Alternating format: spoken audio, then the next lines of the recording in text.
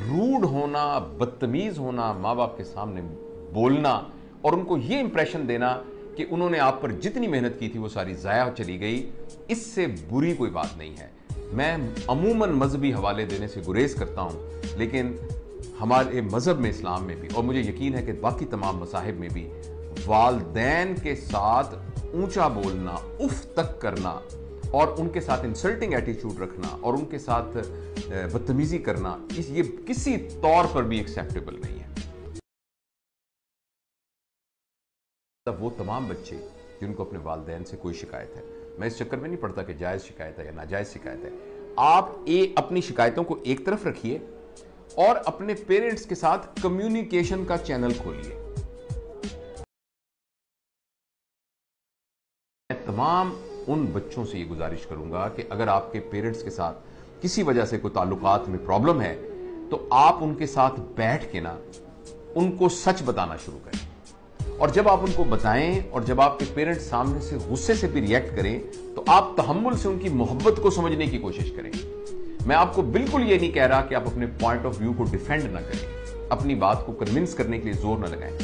Problem ये होता है कि बच्चा जब पहली दफा आपके सामने कोई बात करता है जो कि गलत बात होती है और उसके मुंह पे थप्पड़ पड़ता है या उसको ये कहा जाता है कि तुम्हें जरूरत कैसे हुई ये बात करने की, तो बच्चा झूठ बोलना शुरू कर देता है। और बहुत सारे हमारे जो ग्रोन अप बच्चे हैं वो अपने वालदैन के सामने ओपन अप नहीं हो सकते। आपका तजुर्बा अभी उतना नहीं है जिसमें आप लॉन्ग टर्म बेनिफिट्स और लॉन्ग टर्म नुकसानात को फोर्स कर सकें। बाज़ औक़ात आप इमोशनल डिसीजन करते हैं और आप चाहते हैं कि यह डिसीजन मेरा माना जाए, लेकिन आपके पेरेंट्स आपसे ज्यादा तजुर्बा रखने की वजह से लॉन्ग टर्म उनके इफेक्ट्स को जानते हैं। बाज़ औक़ात बाज़ सोसाइटी में छोटी उम्र के लड़के और लड़कियां जो हैं वो अपनी किसी जाती अगर किसी से इन्वॉल्व हो जाएं और वो कहते हैं जी मैंने ये शादी करनी है और ज़बरदस्ती, तो पेरेंट्स को इस बात का पता होता है कि ये एक इमोशनल डिसीजन है और लॉन्ग टर्म इसका आउटकम ज्यादा इम्कान यही है कि वो किसी मुसीबत के नतीजे में निकलेगा। वालदैन और बच्चों के दरमियान एतबार का रिश्ता इतना मजबूत होना चाहिए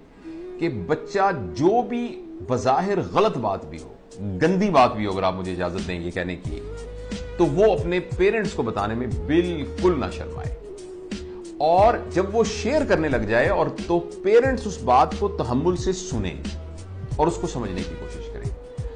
आप ये समझिए कि आपके वालिदैन आपसे शदीद मोहब्बत करते हैं, इस मोहब्बत की वजह से आपको दुनिया का सबसे अच्छा लड़का या दुनिया की सबसे अच्छी लड़की